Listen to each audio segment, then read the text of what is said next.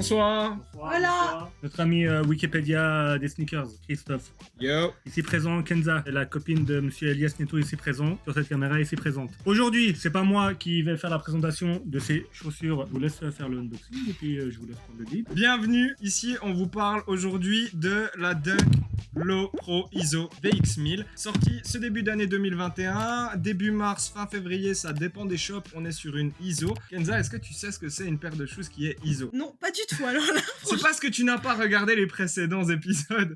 ISO, c'est pas un truc de qualité. ISO, c'est des initiales pour In Shop Only. Ça veut dire qu'elles sont vendues en fait seulement dans des skate shops. Donc on est sur une paire qui était relativement rare et relativement difficile à obtenir. D'ailleurs, avant tu m'as fait une blague, ça m'a bien fait rigoler. Je t'ai demandé c'est quoi le SB dans Nike SB. Tu veux dire à tout le monde ce que t'as dit?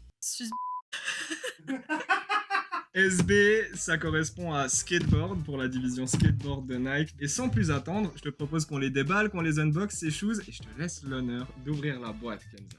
Enfin, juste pour montrer la légitimité, elle est legit. Montre tes shoes que t'as mis. Et je fais comment là? Vous avez cru ma souplesse, elle était juste... Tac! Petite paire de Jojo 1. Ah, le seul problème, c'est que c'est des mids. Comment tu sais que c'est des 1000? C'est les trous là. C'est le nombre de trous qu'il y a là. T'as que 2 petits œillets ici. Exactement. Sur une high, t'aurais 3 œillets. Eh oui, monsieur. Ok, alors on va déballer une boîte. Une boîte ISO, les gens, hein, comme je vous ai déjà expliqué. ISO. Ça, c'est le meilleur moment. Oh oui. T'as dit ça d'une manière vraiment... On sait pas ce qu'il fait avec les chaussures, hein. Waouh, elles sont hyper cool. Et en plus, il y a une petite touche de couleur. Franchement, pas mal. Simer. C'est un wrap. Bonne journée.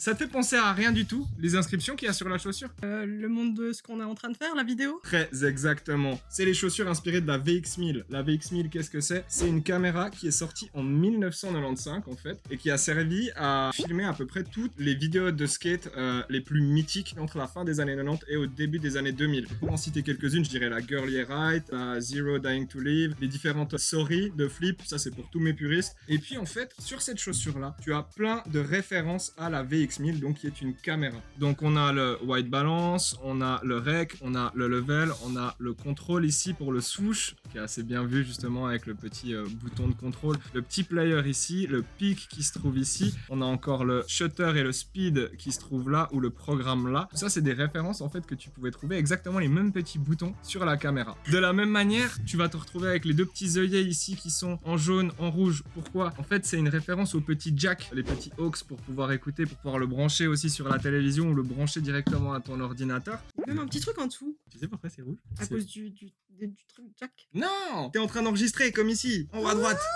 C'est la lumière rouge du rec. Ils ont pensé à tout. Ça, c'est les détails de Nike SB, c'est qu'ils pensent à mettre plein de petites références en fait. Une chaussure, elle part jamais de nulle part, c'est que des petites références. Là, par exemple, ce que j'allais dire, c'est le petit timecode que tu retrouves ici, comme ce que tu vois en haut à droite. Chez nous, là, on est à 10.00 pile au moment où on vous parle. Petit timecode dans la insole. Et donc avec Nike, il y a toujours une histoire derrière une chaussure. Avec Nike SB, c'est un petit peu la marque en fait qui permet à Nike de sortir des sentiers battus et puis de se dire allez, on part d'une histoire et on crée une chaussure à partir de ça. Ok, trop cool. Ça, c'est une chaussure de skateur. À la base, c'est une chaussure pour le skate. Avant que ce soit à la mode et avant que ce soit hype, il n'y avait pas beaucoup de skateurs qui les skataient celle-ci. Pourquoi c'était pas populaire du coup? C'est une chaussure qui était un petit peu trop grosse, un petit peu trop puffy. Fin des années 2000, milieu des années 2010, on était sur des shoes de skate qui étaient beaucoup plus fines que ça. Et du coup, maintenant, on les trouve plus? Maintenant, si tu prends une chaussure comme ça, qui est une ISO, elle sera à la revente peut-être 400 francs, alors que son prix de départ, il était 120.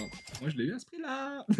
C'est vrai? 120, ouais. Tu m'as fait une remarque aussi assez intéressante tout à l'heure. Qu'est-ce que t'as dit sur la chaussure? J'ai déjà vu un petit défaut. Elles sortent de la boîte, elles sont toutes neuves et t'as déjà repéré un petit défaut. Ça fait partie, ma foi, des défauts de fabrication et puis quelque part, c'est ce qui rend une chaussure unique aussi. Et du coup, est-ce que tu penses que ces petits défauts peuvent avoir un impact, par exemple, sur le prix de la revente? Dans une certaine mesure, non. Justement, au contraire, je pense que ça peut faire son unicité. Imaginons maintenant que j'ai une chaussure comme la VX1000 ici, qui est censée avoir son petit programme ou son shutter speed écrit là, et que tout à coup, parce que ça n'a pas été vu au quality check, je l'achète puis j'ai pas ça. Enfin, au contraire, ça la rend encore plus rare, parce que ça sera la seule chose du marché qui sera toute noire au lieu d'avoir ces inscriptions. C'est dingue, un défaut peut rendre la chaussure beaucoup plus attractive. Bien sûr, mais ça dépend totalement du type de défaut. J'espère que ça vous a plu cette vidéo, donc les VX1000, une chaussure qui m'a bien fait plaisir en ce début d'année. J'espère qu'on se voit bientôt pour une nouvelle vidéo de unboxing. Kenza, ça m'a fait plaisir de déballer ces chaussures avec toi. Merci beaucoup Chris, franchement j'ai appris beaucoup de choses. Je suis trop contente, j'espère qu'on refera. Abonnez-vous à la chaîne YouTube et puis on se voit bientôt. Peace.